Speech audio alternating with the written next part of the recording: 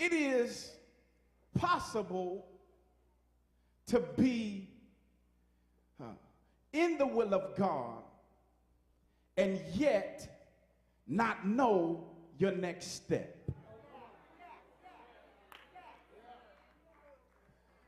Come here, Abraham.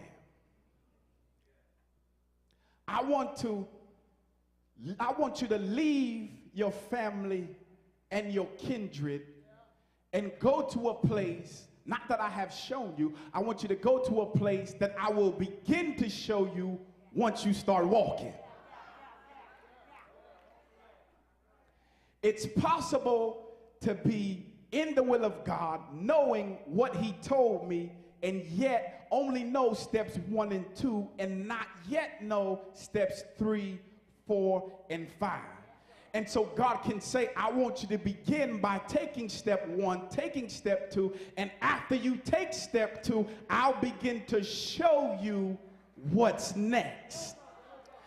Do you know, one of my favorite preachers gave the example, and he says that sometimes when God is leading you somewhere and when your life is governed by what God has told you, sometimes God does not give you a Mapquest of all your directions.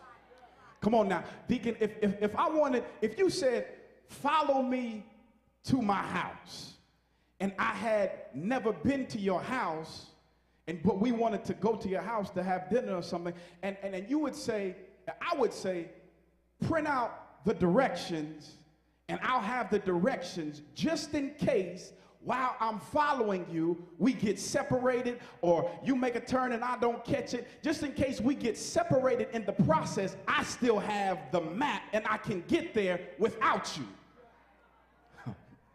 So you know why God doesn't always give you a printout, give you the Mapquest, give you all the directions.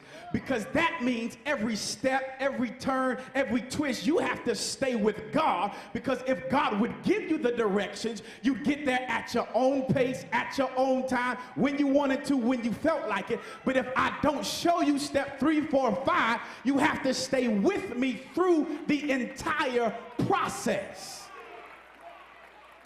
So there are some places God is trying to take you. There are some things God is trying to do in your life, and he has not given you a Mapquest of all the directions. What he's saying is, follow me, obey me. When I move, you move. When I turn left, you turn left. Because if we get separated, you'll never make it to your destiny. You'll never make it to your promise. I need you following me as close as you can. It's possible to be in the will of God, be governed by what God has told you, and yet not know what God is about to do in your life. But that's what takes the believer must then, and at that point of time, find strength within ourselves to stand on what God has told us in spite of what it looks like around us. So David in our text has a word from God. He's being obedient as a leader. He's being obedient as the chief warrior of the clan. And God has given him some instructions, but it looks like the instructions God has given him have blown up in their face. Come here, believers. Have you ever been obeying God and it looks like things are getting worse before they start getting better?